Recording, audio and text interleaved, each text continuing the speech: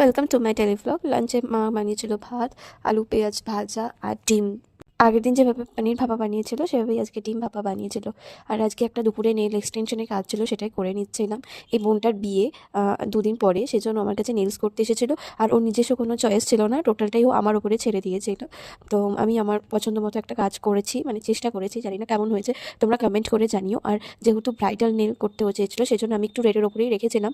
আমি ওকে অনেক কালারে সাজেস্ট করেছিলাম, ও বললো যে না, ওর শাড়ি যেহেতু রেডের ওপরে, ও আমাকে সাজেস্ট করলো যে রেডই করো দিদি। তো আমি এরকম করেছি। আর একটা ফিঙ্গার আমি অফ রাখার চেষ্টা করেছি, ওটা একটু পার্ল টাইপের ইফেক্ট দিয়েছি, আর তার উপরে লাস্টে একটু গ্লিটার দিয়ে এটাকে হাইলাইট করে দিয়েছি, আর একটু স্টোন দিয়ে ডিজাইন করে দিয়েছি। তো তোমরা কমেন্ট করে জানিও কেমন হয়েছে। তারপরে একটু বেরিয়েছিলাম সন্ধ্যেবেলাতে, আর কয়েকটা কাজ ছিল, কাজটা সারার পর চাউমিন খেয়ে বাড়ি ফিরেছিলাম। সো রাতে আর ডিনারটা করা হয়নি বাড়িতে, বাইরেই চাউমিন খেয়ে হয়ে গেছে। আর এদিকে রাতেবেলা একটু স্কিন কেয়ার করে নিচ্ছি, একটু ফেস প্যাক বডি প্যাক লাগিয়ে নিচ্ছি। আর আমার সিরামটা শেষ হয়ে গেছে, যেটা স্টক করা ছিল সেটা আমি বের করে নিলাম, ইউজ করে নিচ্ছি।